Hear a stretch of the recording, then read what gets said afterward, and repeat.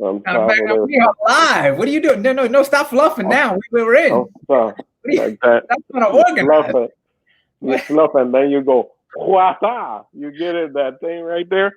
What's going Huata. on, everybody? Welcome to another episode of the Comedians of Entre Nos Live. You know me. I'm your host, Erik Rivera. You know my co-host. That's that right there. Orlando Leyba. How's it going, buddy? Oh, it's going good, man. It's going good. I'm having a good day, you know. I got a special shirt on because we have a special guest. I don't know who it is, but I felt like this shirt represents who the guest might be and stuff. Okay. All right. Now, I went at one of our fans today. Did you see that? I did not. See me go? Oh, yeah. Like she's at CP Phoenix. She put up a post that we were doing this, and she was like, make sure you check out the guys. But she put your name bigger than mine. And she should. Then I was just like, why? Like, I wrote to her, like, why is Erik's name bigger than mine? And then she was, oh, I was playing with the new font. Yeah, suspect, yo. I called her out. Orlando, man, that's petty. Oh, but petty with a purpose. You know what I'm saying? I'm petty, like, yakata. Like, I said. I don't hesitate, dude. I go right at the problem. I don't lollygag around it. I like the word lollygag too. That's an SAT word. I like it. Yeah. Before we get into our guests and the episode, I do want to give a quick shout out.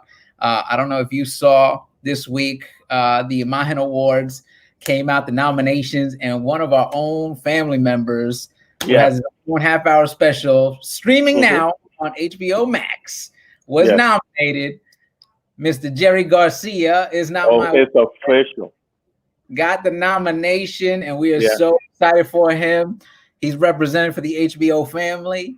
Because if we're going to be Imagen Awards, he got. Yeah. If we're going to be petty, nobody else got one. But I'm just saying, I'm happy for him. Yeah. Oh, I'm excited when one of us gets nominated for anything.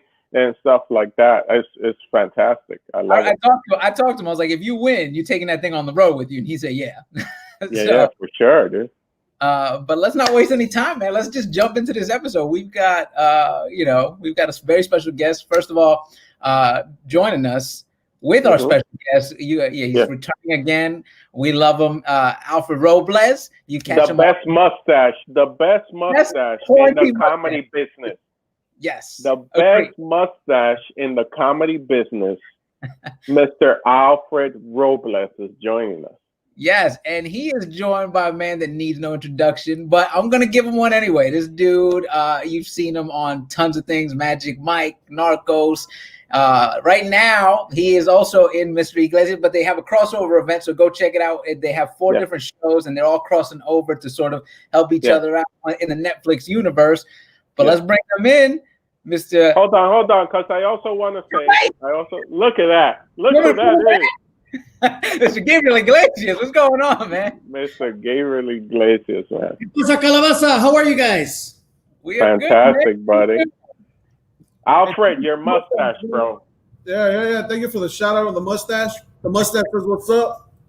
The mustache, so Gabriel, I am so excited to have you on. Erik was giving me the heads up, so I kind of wore a Hawaiian shirt, you know what I'm saying? And before we get into anything, you know, I'm very expressive and I'm a very emotional dude. I want to say 2012, 2011, 2013, one of those 3 years. I used to drink also. You came to the Miami Improv. I sat in the back of the room. I didn't even stand. I started doing open mics, so they would let me go to shows and stand up against the wall like a security guard. So because I look, because I'm brown and I look tough, but I'm not. I like Jello. Anyway, you performed, and it was such an amazing show that people didn't want to leave, and you kept going. So Justin, shout out to Justin and Melissa, had to turn off the air conditioning, and people still stayed. That was an amazing show that changed my life. I was like, oh, okay, I want to do comedy because I want to be able to entertain people in this capacity one day. So thank you for that. That was it. Just giving you some roses up front. Thank you, man. No, it's great. The fact that says a lot. If you can make a room uncomfortable to try to get people to leave, because at the end of the night at bars and stuff, they'll usually turn on music that hasn't been playing. So like if rock bar, they'll all of a sudden play country or something to get people annoyed and leave. They try to make the room uncomfortable. And you remember, this is the old Miami Improv, the one that was like a 300-seater. You were just in your tour bus. You had just gotten the tour bus. You were doing a tour in a tour bus. And 300-seater, packed to the gills. The green room, you come out of the green room right into the stage. Yeah. And, man, I just remember the audience wiping off sweat, but laughing. And laughing. It was an amazing experience, man. It was just, for me to sit there and witness that, I was like, oh, this is a whole nother level, Oh, thank you, Leonard. I appreciate that, man. Thanks for that, brother. Yeah. You remember? Alfred, yeah. Back then, he only had it was a baby chia pet. Look at the knee right here. yeah, but he was on fire. He was selling his drunk Olympic shirts, I think it was. He had yeah. Wow. You were trying to make a drunk Olympics. Yeah, brother. That was my home club, Miami Improv. Let's let Erik jump in because he was busy, letting the people know that we're on. Well, no, I was letting you tell your story. I was going down memory lane. Now I'm like, I should tell my story. He remembers everything. Yeah, I feel like I should go down memory lane now with Gabe. Like, Gabe, do you remember the first time we met? Refresh me. All right, so New York? No, he doesn't. We met out here. It was the Latino Laugh Festival at the Kodak Theater. I got you were performing. It was like they had like Judy Reyes there. They had Jimmy Smith. Everybody was coming out. Like every Latino in town was there. And that's what Jeff Alfred thought it made it, right? It made it to Hollywood. Yeah, exactly. And it was one of those things where, dude, I think I was like 5 years in the game, and I was like clearly nervous. And I remember you were there, and you were just like, "Hey, man, just relax." And I was like, "Oh, okay, cool." And I got off stage, and you were the one dude that was like, "Hey, I got some tags for you." And I was just like, "All right." You gave me the tags, and you were like, "Yeah, man, just try them out. If they work, they work. If they don't, whatever. I don't know anything." And I was like, "Okay." But I was just everything was moving like 100 miles an hour at that point. Like when you're new and you're just like trying to not bomb because everyone was killing. And I was like, just don't drop the ball. Just don't drop the ball here. But the most important part is that he took the time at the very end. Hey, I got some tags, which is comic tradition. That was one of those things, like, because like older comics will like look down at like, all right, man, beat it, spray him, and you took the time and effort to be like, hey, I got some tags for you, and I was like, oh, okay. Hey, well, I hope it worked. Hey, did you use them, bro? I did use them. But dude, you got so much going on. So we're excited to have you on. You got the show on Netflix, Mr. Iglesias, season 2. How did I want to know how did that even come about? Because I feel like you're on the road, you're touring arenas, and then all of a sudden, boom, it's like here's the sitcom, which I always like. If anyone should have a sitcom, is this guy right here? This guy is like worldwide known. Originally, I really didn't want to do a TV show. That was like, most of the time you want to have a TV show so that you can build a following, so that you can go on the road and people will come see your show. And it was like, well, we're already doing that without the show, so it's kind of like to go backwards with it.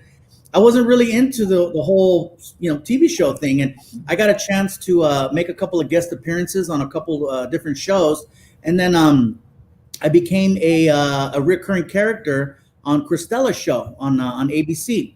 And so I got a chance to just pop in and feel what it was like to be on the set, a few days out of the week, being in front of a live studio audience. And it was one of those things where I'm like, okay, I think I might be able to do this. And the producers of that show wound up reaching out to me after I had done another pilot that didn't work out. And they're like, hey, would you be interested in talking and seeing about, building a show around you?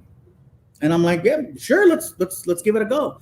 And originally they wanted the show to be me as a mechanic having my own shop, and everybody was going to be like the misfit mechanics, like everybody's life was in shambles, and I was the guy that would help everybody out to kind of, you know. And I was like, well, you know, haven't we had enough mechanics? Can we do something that's a little bit different? That's a little bit more, you know, out of the box? And I says, you know, I was actually going to be a teacher at one point. I had that opportunity, and I says, what do you think about me being a teacher? And basically applying all the same things, you know, instead of adult mechanics with problems, you know, kids with problems and issues, and just being the ones that are, you know, a little outcast, if you will. They put it together, and next thing you know, we shot the first episode, but we got greenlit for 10 out the gate. So the pilot was just episode 1, and we're like, all right, let's see what happens. That's amazing. And the cast, dude, everybody's just amazing, from Sherry to I feel bad because I don't know his real name, because I know him as Shooter. Every time I see him, I'm like, oh, that's Shooter McGavin. Gavin. Jacob, everybody's amazing. Like how involved were you in that process with casting and the scripts and all that? I was involved, you know, 100% with casting. Scripts, not so much. I'm not a writer. I'm not in the writer's room. That's not my lane.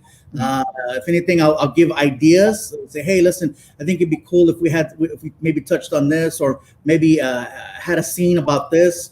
But that's the extent of it. And then, you know, once the show is happening, I'll tag up my lines in the moment if I feel something. But that was the extent of it. The casting part, definitely, I wanted to make sure that first of all, everybody was cool, because a lot of times, you know, you get the wrong people together, and it's like, then you got friction off the set, and I've been on good sets, and I've been on bad sets, and you always want to have a good vibe, and it's at the top. So as long as everybody knew that, hey, come on, we just want to have a good time and work hard, be nice, and just, you know, go with that. I feel like everybody that was involved are people that you know, it made sense. Like Jacob, I've known for 20 years. Sherry, I've known for 20 years. You know, it's just, there's good long relationships that were there, and then everybody that we brought in, they just had a really nice personality, and above all, they were just happy to be there. Right. And that's what you want. You want people that are happy to be there. If you gotta drag somebody, like I think I was probably the most difficult person on the show. Yo me puse los moños more times than anyone. I'm like, you know, what do you mean they don't have bagels? Como chingados que no? They're like, oh, your trainer called, no bagels today. What? So, where's the split? That's disrespectful. That is disrespectful, dude. Yo me pongo los moños también, bro. Oh man, so, I was, yeah. No, I can honestly say I was the biggest brat out of everybody. You know, the kids didn't even act like kids. They're such professionals. I found myself apologizing so many times for just being all like, oh, I'm so tired. Yeah, like, yeah, I'm just tired. You know, like, And how did it feel to have as well, man? You know what I mean? Yeah. What's that again? Dave, how did it feel? No, go ahead, Alfred. Having a great vibe, it makes the day go faster as well, bro. Yeah, I know. That's what my question is. I was there for one tape day, and I could feel you guys, like the vibe. Like some shows never catch that rhythm, and you guys that night were just, everybody knew what they were doing, and it was just like a beautiful thing to watch. Yeah. And Erik, you went on season 1, bro. Just wait for the next one, dude. Yeah. Gabe, how did it feel having Alfred there? And on its own, you know, that it's kind of like, yes, us Dominicans and Puerto Ricans and Cubans, we like to say palanca. Yes, Gabe can pull la palanca for Alfred, but I know Alfred personally, and I know that he auditioned, he went out for his role. How did it feel to see him have that success of actually getting on the show? Well, no. See, what happened is Alfred's check finally cleared, and then once it cleared, we're like, okay, you can be on. Alfred's been there from the get. He's been to every single taping, you know, supporting, you know, hey, all the way on the road or at the show. He's been to he had his own seat, you know, he had his own specific area. The warm-up guy, Ron Pearson, they already knew, oh, hey, here's the regulars, you know. Yeah. And so the fact that we were able to get Alfred from the audience down to the floor onto the set was like, it was a beautiful thing. And I think he told me at the haha, Alfred gave me a great advice, you know, because we all have common friends like Jim Jeffries and stuff like that. and they have a show. And every time that they give me an invitation, I never pass on it. I go to the shows. And Alfred is one of the guys who gave me that advice. That's like, man, just show up. They're your friends anyway. Just show up and just keep on showing up. And when you see that you can help a little bit, you help. You know? So yeah, that's fantastic. Hang out till they pay you. That's the rule, man. Just hang out till they pay you. So now, what's the biggest transition or advice you can give to comics? Because there's a lot of comedians that go, "Oh, I want to do TV." Like, what was the biggest change for you getting off the road and doing this show?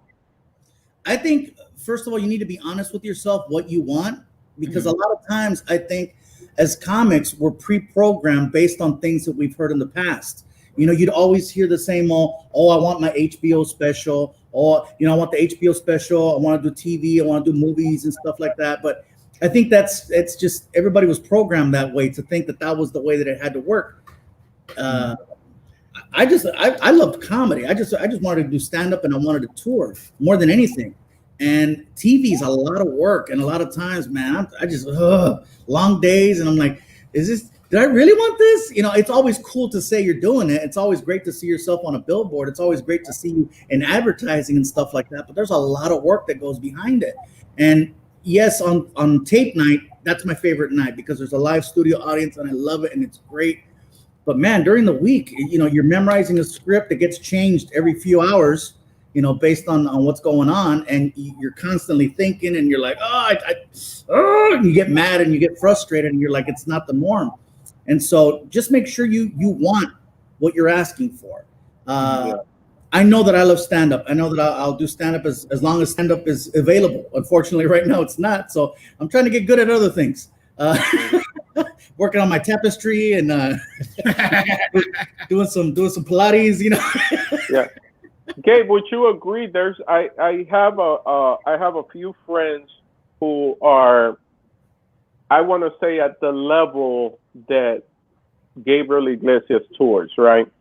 And they also do TV. And they, because like you said, there's different ways to getting it. And then sometimes I've heard a comment that like, when financially and the love, I have way more fun out on the road doing stand-up. And then on top of it, by me doing this show, I'm actually leaving money on the table by not being on the road. Is that something that's factual sometimes in the balance of it all? It's very true. I lose money doing TV. I know that sounds crazy. How could that be a loss? You know, it's what the business that happens on the road is. You can't compete with it, no matter what I'm doing, unless sort of winning the lottery. Yeah. Television's not going to cover it. A Netflix deal's not going to cover it. It's night and day. Again, you have to want it, and I think that it's one of those things where, in order to grow the brand outside of just being known as a comedian, sometimes you have to take those financial losses to try to grow into something else, if that is a possibility. I didn't see myself as an actor, and I'm sure a lot of people would still watch me and be like, "That fool can't act. He's just being himself." Well, you know, hey, I'm trying, and you never know until you try. And fortunately, the experience has been good enough for me to want to continue. Yeah. And you know, I'd like to try to do a movie and see how that goes. And if I like it, then I'll keep doing it if it's something that makes sense. But if not, the road is the road, man. You know. My favorite so far that you've done on TV, and that's because I'm Dominican, was Narcos. You're like a Dominican. You played a Dominican in that barbershop, but you shouldn't have waited till he counted all the way down. Dude, I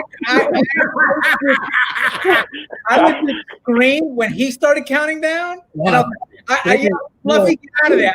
I was just like, I don't even know your character name. Get out. Just go. Yeah. I'm Dominican, and I'm married to a Colombian. So as soon as the guy started counting down, I was just like, start shooting. You don't let him. You don't let him finish. I know where this is going. Oh man. So in order to get on I didn't audition for the part on Narcos. I let the powers that be reach out to the people from Narcos. I said, hey, listen, I'm a huge fan of the show. I would just love very much to have a little cameo, they can kill me in a minute if they want to. I just want to be able to say that I was on the show because I'm such a huge fan of the show. Is there something, anything, whatever it is, I'm happy to do it. And so, that's how they got me in on that right there. People say, you only lasted a minute, if that. And I'm like, that's all I wanted. Yeah. That's cool. I just wanted to be able to say I was on the show. But what was cool is that when they ran the trailer for that season, I was in the first 5 seconds of that trailer. And it's that scene where, it's the countdown and it builds up. Because it's like, 3, 2, 1, and then you hear machine gun, and then it's like Netflix presents, blah, blah, blah, blah, blah. So it was the buildup. And so a lot of people were like, oh my God, it's fluffy. And it started flooding the Narcos fan page. Uh-huh. And they didn't know, the Narcos people didn't know about me being they just thought they were doing somebody a favor. And holy smack, this character, people noticed. But we killed them, bro. What are we gonna do? They wanted to bring him back, bro. CPR right there. We gotta gotta reshoot those scenes. They gotta do a weekend at Bernie's with them. Just come on. Basically. So what happened is Netflix reached out to me and they said, look, would you be interested in doing like a kind of like a memoriam of they wanted to do a tribute to narco character gangster number 5 for those. Yeah. It was you can find it online. Basically, it's the in memory of. Yeah. What it did was I can't even. I think you guys got to pull it up. You can probably find it. Narcos Fluffy. I can't even explain what they wanted to do. I remember they used to do that for the Walking Dead. They used to do that. So it's kind of like they do a whole memorial just for you, a video. Want to do the video with that song? Yeah, so basically I did a lip sync to the song, to the Narco song, the theme song. And while I'm singing it, they're showing clips of me getting blasted. Oh wow! It just aired on Netflix. So we can't play it off of YouTube because they'll shut us down. We can only play what is there. There it is. We can't do the audio. We can only play it for a couple seconds. But it's like me singing. There it is. Oh. Come in and recreate the characters. So they got the cigarette. Yeah. Que lo que, loco, que lo que, cuál la vaina. And so while that's playing, the song is playing over Yo soy el fuego que arde. I learned the song from freaking the amount of times I had to redo the scene. But it was basically in tribute to that character. Okay. So I got another question. We're gonna move because I know that Erik is gonna ask you the one that something that both of you are really passionate about. But I happen to be close friends with Michael Cox. He is the booker of The Tonight Show. And something amazing happened with you on The Tonight Show. You wore a suit. What is the story of you wearing a suit, getting rid of the Hawaiian and the shorts? And there's something about the dress shoes. Is there a story about the dress shoes you were wearing? I'm standing there looking like a defendant, hombre. No, you look legit. Right there, like I would hire you. Like, this guy will get me a good divorce. This guy's legit. Dos. Centro de Protección Legal. Los defensores. So tell me the story about that. You wearing a suit on The Tonight Show, and something about your dress shoes. There's something about the shoes. Well, what happened is it was a big deal to get me in a suit. It was a bit. You probably won't see me in one of those until the coffin's on. I'm inside of one. But I got all dressed up and everything, and right as we're walking to go onto the set, my shoe, the heel got caught in the pant leg, and it tore the pant leg. As I was walking onto the set, and they had to stop everything because it was a wardrobe malfunction, and so everything halted, and then we had to run back into wardrobe and had to sew and do everything right then and there because the heel got caught and tore the pants. So you can't see it, but basically they had to use like these little staples and stuff to hold my pants together for that set. Yeah, and what was the thought of wearing a suit for the first time? I just thought, you know what? Let me see what it's like to actually go all the way, because most of the time back in the day, everybody was wearing suits on the Tonight Show. No matter what your gimmick was, everyone wore a suit. And I says, well, you know what? Let me try. Let me just see how I feel. It was okay, and I think that if I had to, like, if I was hosting my own show, that I would probably dress up like that. But I was not comfortable by any means. You look comfortable as fuck. I look nice. I clean up well, but but nothing beats just t-shirts, some shorts, and unas chancletas. I know personally, like I said, from being friends with Michael Cox, the booker, that they were really excited, and Jimmy Fallon was excited. It was like a buzz, like he's gonna wear a suit, and like everybody knew how special that moment was, and it turned out to be a great moment on TV on the Tonight Show. I think Jimmy Fallon told you to guest host sometime too. Remember? Yeah. I'm down. If you're watching. I need a heli. I can't go do stand up right now. Where is that said suit right now? Oh man, I don't even know what happened to that suit. I know I still have the shoes. The shoes are really good. They're really good. Yeah. But yeah, who knows, man? I know. I think I saw that tie the other day because I only have that tie. Yeah.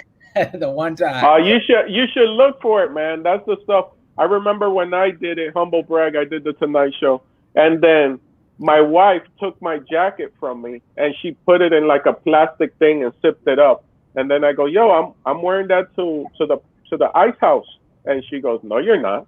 You're not. This is a memorabilia now. One day you'll be able to look back and I was just like, and we don't even think like that. But thank God I have a great wife that made that decision for me. A jacket that I want to wear though again. Hey, I think another reason why you don't see me in suits a whole lot is because that suit was custom. So everything, my body is so I'm so not off the rack. I got one of them Kool-Aid bodies, it's smaller up here, bigger in the middle. It comes back down and then gets wide again. And so I remember going back and forth with the people that were putting my outfit together. It's a lot of work. So yeah, I'd rather go with whatever's just more practical, easy, clean. Dude, I'm with you, man. I get jealous of people that shop off the rack, and it makes me so angry because I'm Guatemalan, so I'm not that tall, so all my jeans have to be hemmed up. Like they're like, "What's the length?" I'm like, "It's like 28. It's not even cute. They don't even make that size for guys." If it means anything, my pant leg is 28. So I told you. That's something fun right there. Husky weight. I'm a 28 Husky. 28 Husky. Let me ask you guys, because you guys have been working together for a while now. Like, how did you guys meet? Like, how was that first encounter to lead up to this relationship where you guys, I see you guys at special events together. Alfred goes on the road with you. You guys have been touring for I don't know how many years. We met at a club in Montebello, a bar. I'm sorry, it was called Wild Coyotes or Tortillas at the time. It was a weekly show there, and it was 2003 or 2002 that we met. Okay. One of these seedy places. It was a restaurant, bar, biker hangout. Yeah. It was the building is still there in Montebello. It's right across the street from the Beverly Hospital, which is very convenient because if you got stabbed, they just had to drag your ass across the street to the ER. And it was crazy. They did comedy Wednesdays and Saturdays, bro. And there was a lot of fights there, bro. Mm-hmm. It was pretty ghetto, dude. They used to put on comedy right after the Laker game, and so the guy was very anal about the show has to start at a certain time, and a lot of times he wouldn't wait for the Laker game to finish if they went into overtime. He was just like, "No, cut it. We got to start the show now. It's on. We got to start the show." Oh wow, that's fighting. They would piss people off left and right, and a lot of times Alfred or myself would get thrown to the wolves to go and go make people laugh after you just killed the Laker game. Yo, and Cholos love Lakers, bro. Dude, I remember I did a gig once. It was at a bar, and it was like Yankees Boston. It was playoffs, 9th inning. Mariano Rivera comes in, and all of a sudden the guy turns off the TV. Comedy, guys, it's time for comedy. And I could just feel everyone is when you hit that, just hating you. That they all laugh. They're miserable. You become the villain, bro. Yeah, because you're the one that killed it. Yeah. I did a show at the Ice House, and they were playing the Dodgers game behind us, like on the screen. Oh my God! I was just like, all right, this is nice. Let's take this L. The crowd is doing this, right?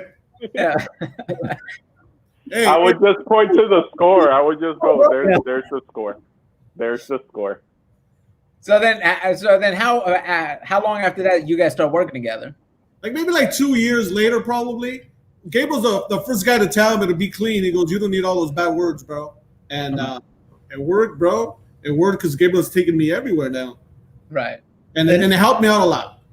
And let me say, that's advice that was given to me. That's like, it was given to me, it was passed on to me, and I passed it on. Yeah. The best comedy advice I ever got was from Joey Medina. Joey Medina gave me that advice. He pulled me aside. He said, "Hey, listen, man, your comedy, you're super likable on stage. You don't have to cuss. You can still do your show. You can still be funny. You don't have to cuss." My problem is that I was so green and so nervous that it was a tick. It was just let me fill the space by cussing. I was just cussing. You know, it was a, you know, you could count like 50 F-bombs in a 10-minute set. You know, dude, I've seen I've watched all your specials. Like, I couldn't even picture you cussing. But it was so over the top. And then Joey was like, "Look, dude, if you work clean, you never have to edit your set when you get an opportunity to do a talk show." He goes, "I promise you," he goes, "you're going to get that opportunity." And he goes, "You're going to have that edge over somebody who works dirty and now has to work clean." And they're delivering a punchline with a cuss word. Right. He says, "Work clean, dude." He goes, "That's going to open up a lot of doors for you." And so, and it's funny because Joey, I don't know if you've seen Joey's comedy, he cusses a lot. And he's from him, it was kind of like, you know, fortunately I was a kid and I was just listening and absorbing, but it was the best advice I have ever received from another comedian. And shout out to Joey Medina giving out good advice. So is there any of those tapes floating around where we get to see Def Jam Gabe? Oh, wow. Well, there's a few times I got drunk on stage. Y se me sale, ya sabes. I thought about that too. I says, you know, if one day, if the comedy if people aren't feeling me anymore and they're like just tired of me talking about my family and my friends, I thought about maybe doing like wrestling. You know, when you turn heel, all of a sudden you become the bad guy. Yeah. So that's a great transition. Erik, take it away. Well, you guys do a lot of WWE events. You guys had Big Show on the show. So how did that come? Like, how did you guys start getting involved with the WWE? Like, that's always one of those things where like you're watching it at home and it's never like, oh, how do I get involved in that? Like, how did this all happen? You know what, bro? I loved it since I was a kid, and Gabriel as well. Gabriel took me to my first wrestling event, man. It was WrestleMania 2011. Oh, wow. When I was a kid, one time my dad took me and my brothers and my neighbors. He took us to a Zodi's. Zodi's was an old store here in LA, and they had a Ticketmaster. So he knew everybody loved wrestling. So my dad tells us, we're going to go watch wrestling. So we were all happy. The neighbors, myself, and my brothers, we were all happy. So my dad goes to Zodi's to buy the tickets. My dad goes, "You guys stay here." So my dad goes in, and when he comes out, he goes, "It was too expensive." So he didn't end up taking us, bro, because the tickets were... wow. Wait, was that like an actual WWE event? It was at the LA Sports Arena, bro. Okay. Wow. And I remember my father took us to a wrestling event. Like, this was when I was a little kid, but it was like one of those, the wrestlers that were no longer in the WWE at that point. So like, we had like the Brooklyn Bum, like at that point, like it was just like all these guys that weren't. There was a convict guy. I forgot what his name was. But we do a lot of wrestling events. We just don't go to WWE. We go to AEW. We go to underground stuff as well, bro. We just love wrestling, dude. Every year we make it a thing where we would take off WrestleMania weekend, and so just to make sure we could go attend. We go every year. It's a tradition. We just didn't go this year for obvious reasons, but it's always something that we do. We dressed up one year. We had custom made sarapes. And we put on wrestling masks and we'd go out there. And for the record, people tell me, "Hey, well, you know, wear a mask if you want to go out to places. It must be easy for you to go out now because you can wear a mask and people can't see your face." But I'm like, again, I got one of those bodies where I would put on a luchador mask and then try to sit ringside at a WrestleMania event, and there's people in the back, "Hey, Fluffy, sit down." Like I still I recognize your neck, bro. He thought the mask was see-through, bro. Yeah. I went to an event at the Miami Arena years ago when I was a kid. I think a neighbor took us. It was a bunch of us. It was kind of like do something for the poor kids, and they took us. And brother Greg the Hitman Hart came out with the glasses, and he took off the glasses and threw them in the audience. Another kid next to me caught them, and I was just like, "This is fantastic!" And that's my story about wrestling. That's funny. Then they bought us the glasses. We went and got. The guy felt bad that one kid, out of all the kids that took them, he caught the Greg the Hitman Hart glasses, the purple glasses. So they bought us all those foam glasses that they sell. Dude. I wore them to school. I got picked on. Hey, so it's kind of funny because everybody that hangs out here has a thing about wrestling, and I guess it's Brett Hitman Hart, not Greg. And there you go. But one of my guys that's in the room, he made this whole. When you said Greg, he's like really? That's how passionate we get him. I apologize. And I'm from Florida. He apologizes. He apologizes. Hey, but we know what you meant. We know exactly what you meant. We know what you meant. Exactly. Unas caras, hombre. Hicieron unas caras acá. Se puso los moños. Yeah. Hey, English is my second language. That's always my excuse to people. Oh, no, English is my second language. Sorry I messed that up. Now, we've seen a lot of people like, Dennis Rodman, Floyd Mayweather, like they all go to the WWE. Is there any possibility, Gabe, you might try your hand at the WWE? I got a chance to do a couple of different things with them. I've never set foot in the ring. That's not my lane. I'm not even going to pretend. I mean, at the house, I'll wrestle with a pillow. I'll power bomb one of my chihuahuas into one of the Tempur-Pedic little cobijitas. Uh-huh. That's the extent of it right there. 1, 2, 3, and yay! But getting in the ring, man, no. I've walked. I've walked down the ramp. I've been ringside. I got a chance to. I did a thing for WrestleMania last year where I got to drive a golf cart backstage. And I was driving wrestlers from one side of the stadium to the other side of the stadium. And so I was like the WrestleMania Express, and they were recording it. And so I got to talk and hang out with wrestlers the whole day. It's like being a cholo. We love the life, but we don't want to be in one. Yeah.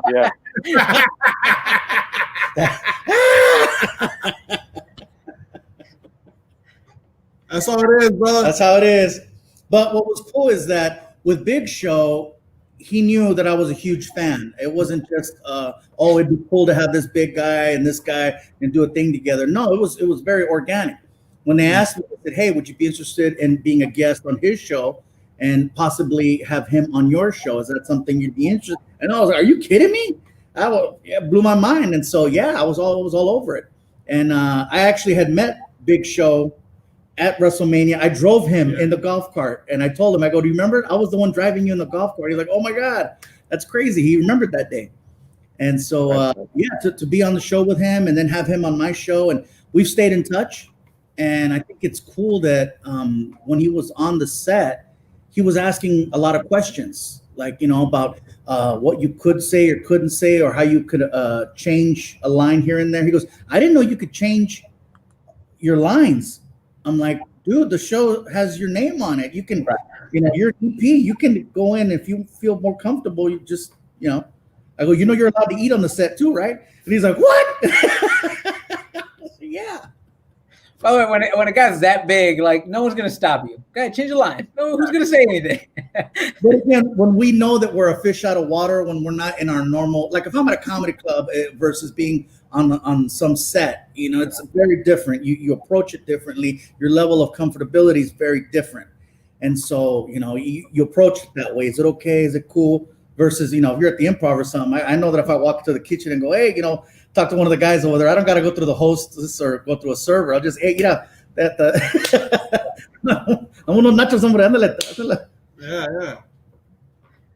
Dude, that's awesome. Now, I want to go back into comedy real quick because, now that this is happening, you're sort of stuck at home. Has there been any itch to go do these outdoor shows or Zoom shows at all? Maybe outdoor for you, right? Well, Alfred's done some. He's done a couple of the. I did an outdoor show last week with Ben Gonzalez, and I've done a couple of Zooms as well. Yeah, I'm doing that show with Ben this Saturday, this upcoming Saturday. It's good. I'm excited. I'm excited, dude. I got a set list. I'm treating it like it's Madison Square Garden because I haven't been on. So, I got a set list. I'm doing push-ups. I walked around my neighborhood. I wouldn't say run because that would be a lie, but I walked. I walked around my neighborhood. Yeah, it was great. It was a great experience, dude. That was the last time I've been on stage was March 14th, dude. So it was a while for myself, dude. Yeah, March 14th. That was the last our last show before they pulled the plug, and we were in Kalamazoo, Michigan. Shout out to Kalamazoo, the zoo. That was the last show, and I knew that when I got off stage, I wasn't gonna see a stage for a very long time. Bro, I already knew. Bro, this fool was like Walter Mercado, bro. At the end of his set, he said, "This is gonna be the last show of the year," and look what happened. Wow. So we got to blame Fluffy for this. That's what He predicted. Hey, how does it feel, Gabriel? How does it feel after so many years consistently on the road? I asked this question last time we had Alfred on because he travels with you, but how do you personally feel? So many years to actually have to put it in like neutral and just stop. The last time I slowed down was in 2017, but it was because I needed to slow down and I had control over that. Very different. I was off the road for about a little over 2 months, almost 3.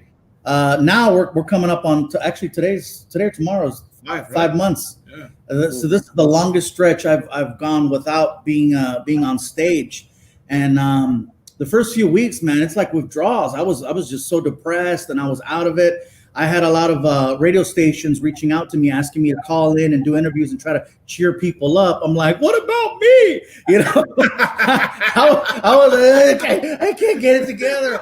You know, and it was just one of those things where, man, it hurt because it's like anytime there was something happening in the U.S., I always had that option of going overseas to go do stuff. You know, like during election time, that's usually when we like to we leave the U.S. and go somewhere else while elections and stuff are happening. But to not have that option, you know, not be able to go anywhere. Like, you know, we couldn't go to the Middle East. We couldn't go to Canada. We couldn't go to Australia. Nowhere. There was nowhere we could go because it was the same everywhere. And to accept that, it was hard. And I mean, now every day's Groundhog Day for me. I fall asleep right around 4 or 5 in the morning. I wake up around 11, 12. I come out, you know, and I'm here at the building, and I got my dogs, and I eat something, and then stay up late, watch Netflix, and fall asleep around 4 or 5 in the morning. And it's just, I'm on repeat. Right. Nice. What are you watching on Netflix? I think I've watched everything. Man, seriously, like, my new favorite show right now, it's a docuseries called Most Wanted. It's really good. I saw that. About how they caught El Chapo. Yeah. I saw that one, and I saw the one about the guy who in Rwanda, and he landed in. Tell him about. Yeah. He landed in Switzerland, and then Switzerland gave him a pass. Like, yeah, go ahead, get all your money out of the bank, and peace out. Get out of our country. Suspect. But I'm really heavy into Indian Matchmaker because it's so like it's fantastic, and Love on the Spectrum. Oh, what a good show for your heart, because it's people on the spectrum trying to find love, and they're so honest about it, but they do stuff that I wish I could do in real life. Like, one girl is sitting with a guy, and she's really not just, he's saying all the wrong things, and she just looks at him, and she's on the spectrum, and she's like, I feel bothered, and she gets up and walks away. I was like, this is fantastic. Hey, Orlando, do you watch that with your girl, or do you watch it solo? No, I watch it with my girl, bro. Okay. I don't know where that question came from, but it was intense. It was very intense. I'm watching those shows by myself. I don't know why. Alfred's trying to stir the pot on your relationship. He's trying to find what's going on there. You need to talk to her. You tell her, hey, you should watch the show with me, and just sit down with your girl and watch it. So, Love on the Spectrum, highly recommended.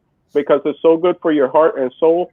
And Indian matchmaker, dog. You just start getting angry. You just get angry, dog, because they be turning down homies for no reason. Just like, oh, he's too short.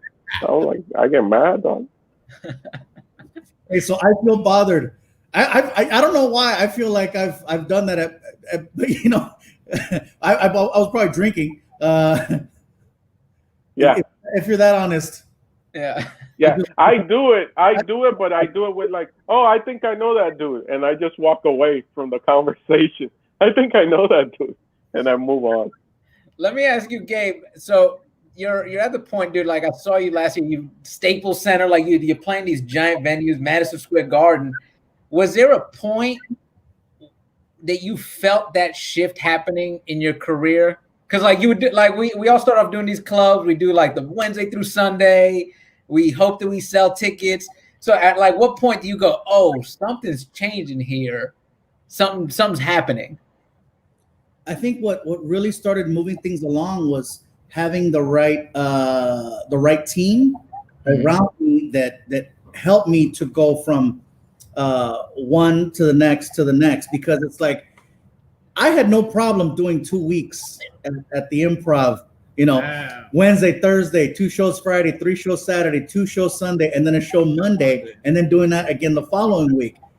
And I loved it. But then my team was like, hey, look, man, based on the amount of tickets you're selling, you can go do a theater. Mm-hmm. And I'm like, I really like being at this club. They treat me nice. The nachos are delicious, and we hang out and do meet and greets and sell CDs and T-shirts. And they're like, dude, you gotta come on. You're already.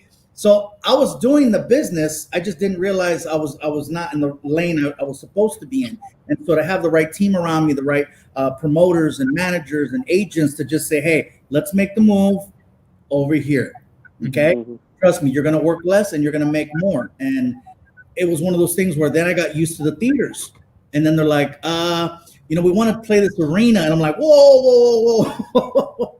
And that for me was like, it was a shock. I didn't like arena. Who does that? And the first arena we played was the Toyota Center in Houston.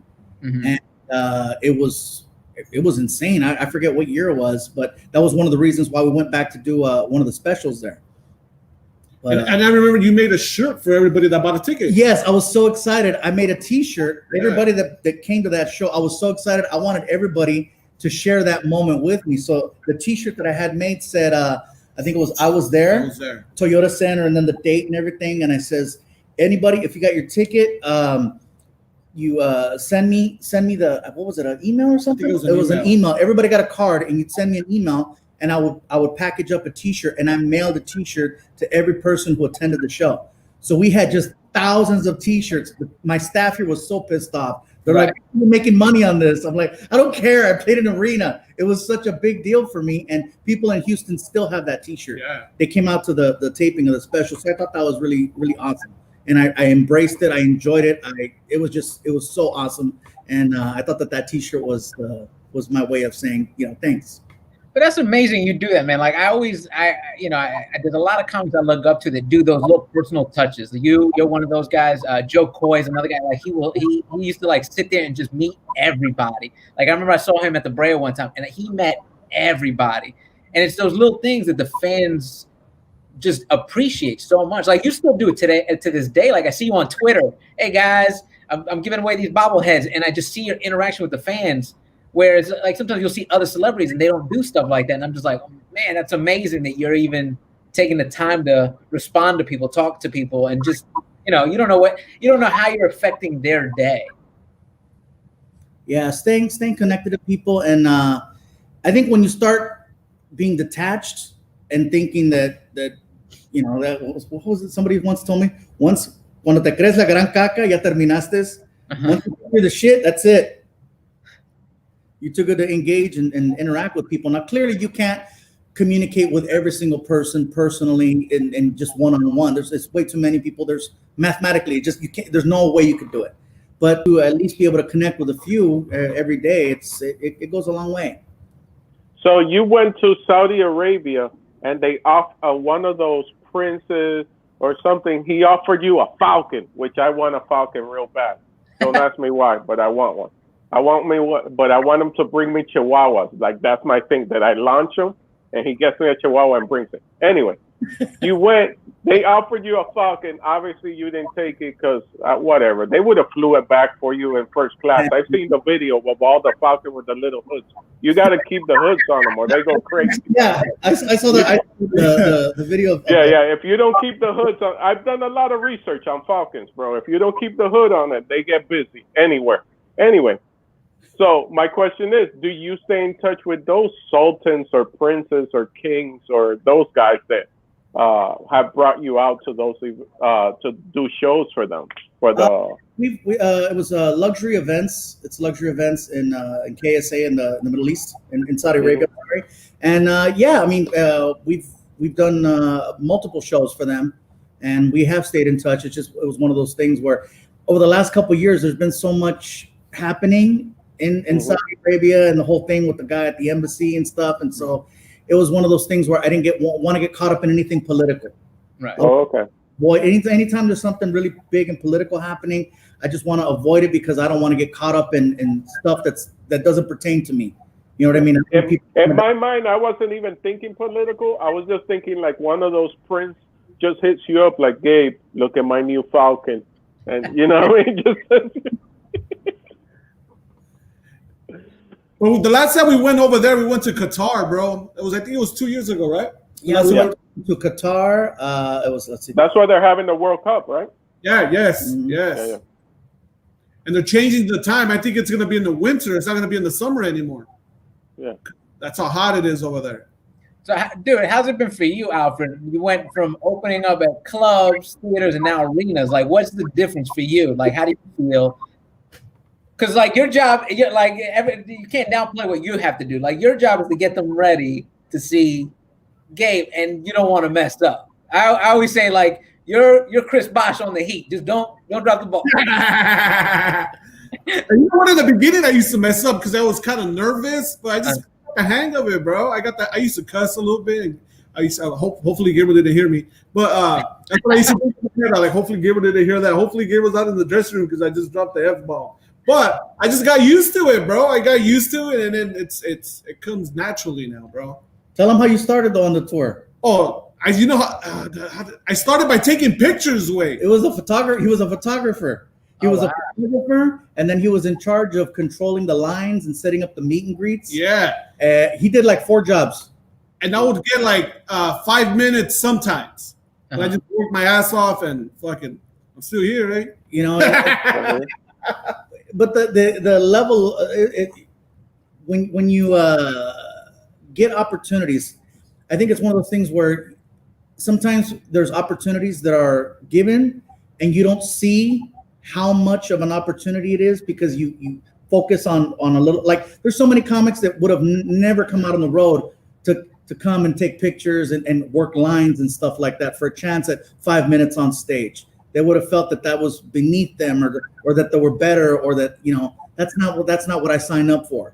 Right. Whereas someone like Alfred came into the mix and just, hey, whatever you need me to do, I'm happy to be here. He knew that it was a big opportunity and that there was so much that could possibly come from it. And in which case, shoot, he was the only guy on the show with me hosting these arena shows all over the planet. And so to start off taking pictures, and I would tell him too, because he would have to get, you know, people don't listen. No. And so he's trying to get people to line up and form a single file and be ready. And you're only going to take a picture this way and this and this. And I would tell him, hey man, if you're angry, if something's bothering you, bring it to work with you. Because he would yell. he would tell people. My lines were these were my lines, bro. What do you tell people? Group pictures only, no individual pictures. If you're here alone, you're a loser. And then like whatever. I remember all that. I remember all that. I drop the sports team, and like if I was in Dallas, you're a loser like the Cowboys, and don't talk to Gabriel unless he talks to you. Like he would say some evil stuff, and I'm just back there listening, and I'm like, oh my god. He would get people to boo him. So then I'd walk out, and I'm like, how dare you tell these people that we were playing good cop, bad cop? It was just so much fun, you know. But, to go from taking the pictures to getting the people in the line to doing a couple minutes on the show to doing more time on the show. And then it was one of those things where it just, with time, he got to be where he was at. And it's just like, it goes to show opportunities, you guys. You never know what an opportunity is until you take it. Gabe, can you tell me, I know you're a very humble dude. For the little bit that I do know you, and I don't claim to know you, I kind of know you from a distance. Alfred is my compa. Pero can you tell people like some of the names, because you've had some great comics that you've thrown the rope back and brought on the road with you and given them opportunity. So who are some of these guys that have been on the road with you, that have traveled with you? Well, let me see. We toured with Renee Sandoval at one point, was on the road with us. Renee Sandoval, Noe Gonzalez, Rick Gutierrez, Sean Latham, Edwin San Juan, Martin Moreno, G. Riley, Mark Vieira, Gina Brion. I love Gina. Gina's fantastic, man. Taken out. Paul Varghese have taken out. I took Paul Varghese on our first run to the Middle East. He went with us. Omaha's another one. Larry Omaha got himself banned from Saudi Arabia. I know Larry Omaha. Country. Omaha is one of the cleanest comics on the planet, and he got banned from Saudi Arabia. I thought that was. Man. He said the wrong thing. Did he shake someone's hand? What happened? You're not allowed to make any references to God. Oh. You can't mention God. You can't speak in God's voice. You can't do nothing. You can't say like. Can you say Jesus? Different God. Oh, okay. They don't believe in that. All right. So. Just God. Like, for example, the joke that got him banned was he's talking about Michael Jackson going to heaven and talking to God about his, Michael Jackson saying, "Thank you, Jesus, for giving me the best feet so that I could dance. Thank you for giving me the best moves, the best voice for singing." And then he says, and then God told Michael Jackson, "Hey, yes, I gave you the best feet for dancing. Yes, I gave you the best voice for singing." He goes, "But what was wrong with your nose?"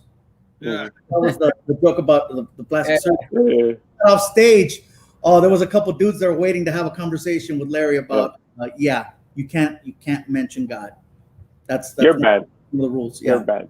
But let me see. As far no fucking for you.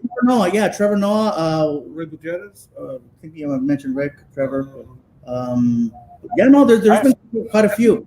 I have a real close friend, and I'm so we like to give you your flowers while you're alive. We follow that same trend.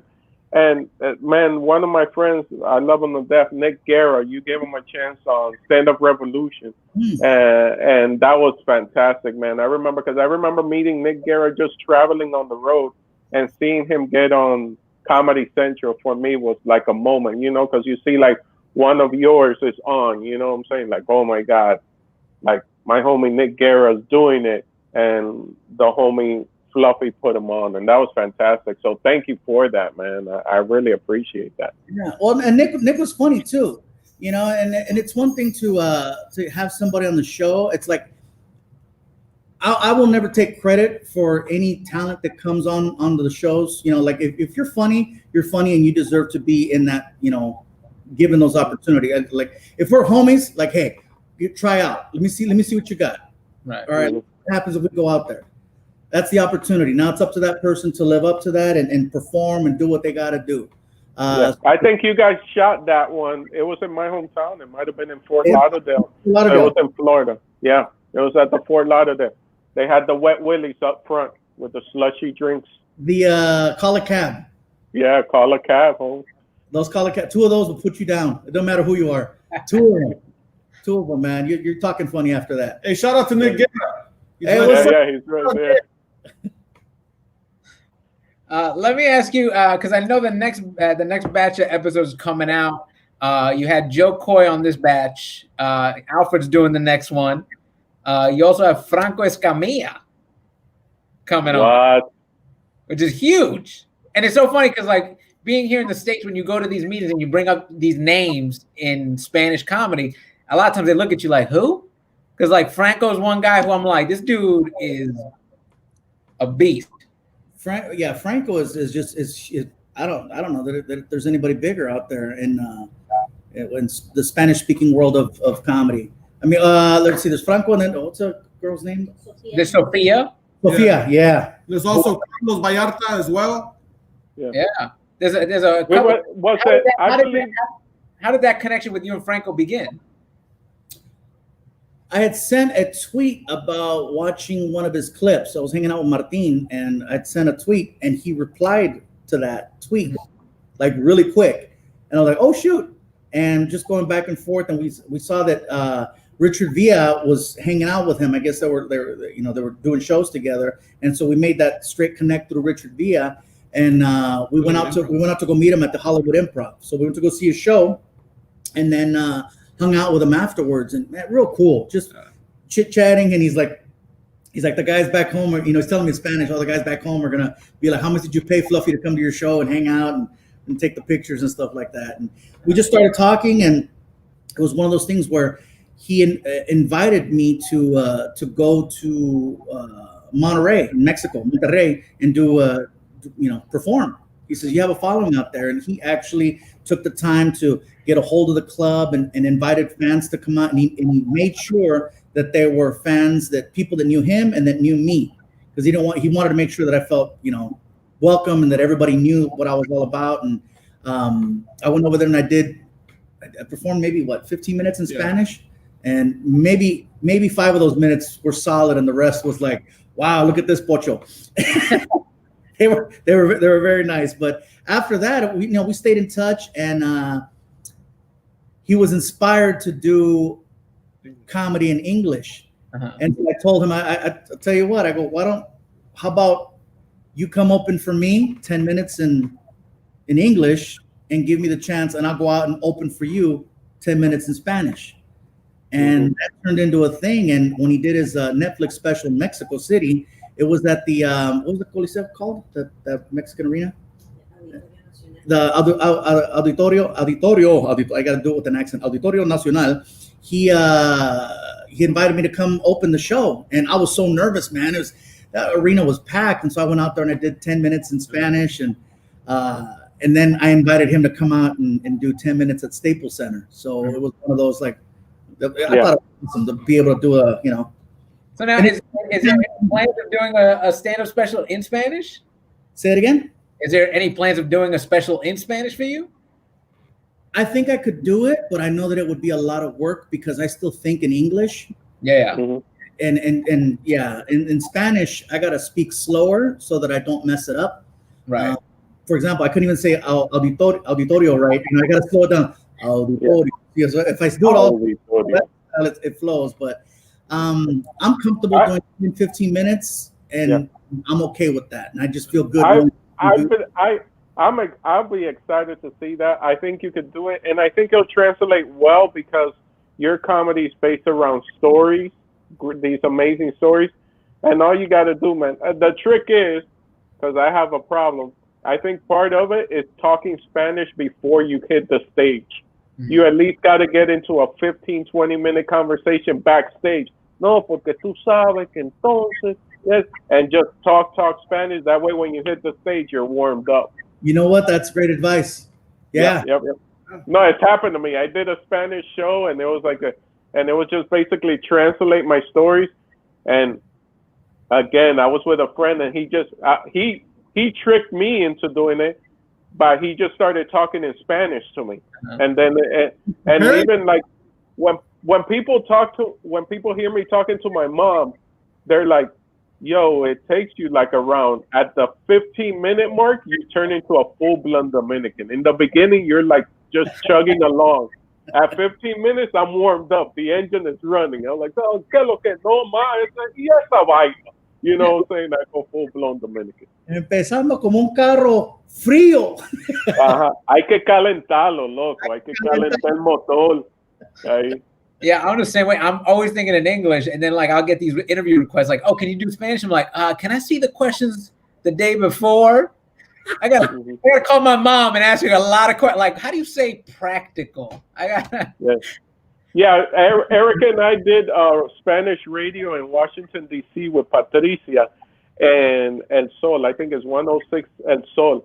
And I remember like before I didn't think he didn't pick up on it fast enough. I was starting to talk Spanish before the interview got started, just so my brain could like, okay, switch over. I always felt that when I would walk in to do interviews that it was going to be easy because I figured, I know how to order food. I'm good. As long as you can see, no, a poco, you're good with certain ways to make the conversation flow. And man, more times than I can count, I wound up like Selena where I was stuck and I'm like, pues estoy excited to go. I said, excited. After the interview, they're like, he was great, but he just kept ordering food. I was just happy. I was like, man, I'm glad my mom hearing me right now because, I'd never hear the end of it. Well, listen, dude, we don't want to take up too much more of your time. We thank you for coming on. If you're watching at home, go watch the crossover episodes right now, available on Netflix. What's next for you once this lockdown is over? Is another special, movies? Like, what's happening? Well, let me see. I got a project in the works right now with Nickelodeon that I can only say the network. There's something happening right there. Also, I signed on to do the new Space Jam movie with LeBron. Oh, so I'll be playing one of the characters in that movie. I'll let you figure that one out. And what else do I got going on? And then we have the second half of Mr. Iglesias season that's going to be hitting sometime in the next couple of months. Yeah, Alfred is in that one. Alfred is in the second half. That's right. Yeah, no. They wrote Alfred's part around Alfred's past. So he plays a character that he plays one of his old jobs. Nice. Now, mustache or no mustache? I do. I think I have a mustache. Yeah, I do have a mustache. I gotta take this time. Also, I know we're signing off, but I just want to say thank you for Mr. Iglesias. The show wouldn't happen without you because there's your name. But thank you for giving the shots that you have to certain people. Alfred got a shot. Jesus Trejo got a shot. That's my homie. Erik can tell. He knows everybody in the writers' room. Who do you have in the writers' room? Peter, Isaac, Chris Garcia. Dude, it's the most diverse writers' room I've ever seen. Yeah. That's how much Alfred would come to the show. He knows more names from the writers' room than I do. I was just like, oh yeah. But it is a very diverse room. And shout out to Jesus Trejo. That fool took me for tacos. He has his show. He took me out to eat here in Long Beach. So good times, very good times. Dude, thank you for having us again. I have one question, bro. Do I have the record for being on 3 times or? Dude, you're a 3-peat. You're like this is the you are the 3-peat. I'm like the Lakers, bro. You 3-peater? I'm the 3-peat, bro. 3-peater. Just like high school, dog. The 12th grade. Thank you guys so much for being on. For letting because I asked Alfred if he'd reach out to you guys and see about setting this up, and I appreciate you guys having this. Thank you.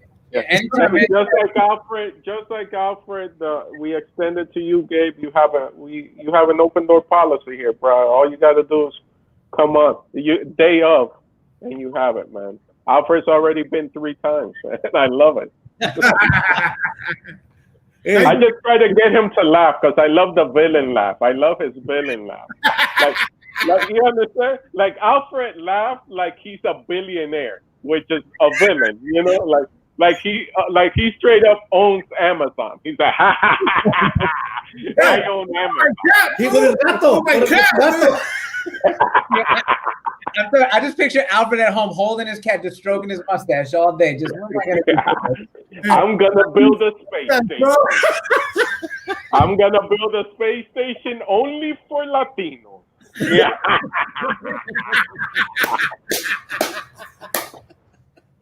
Well, thank you guys so much. Everybody that's watching at home, make sure you guys follow them on social media. Go watch Mr. Iglesias streaming now on Netflix. Here again next week. Thank you guys so much. Have a good one. Peace. Thank you.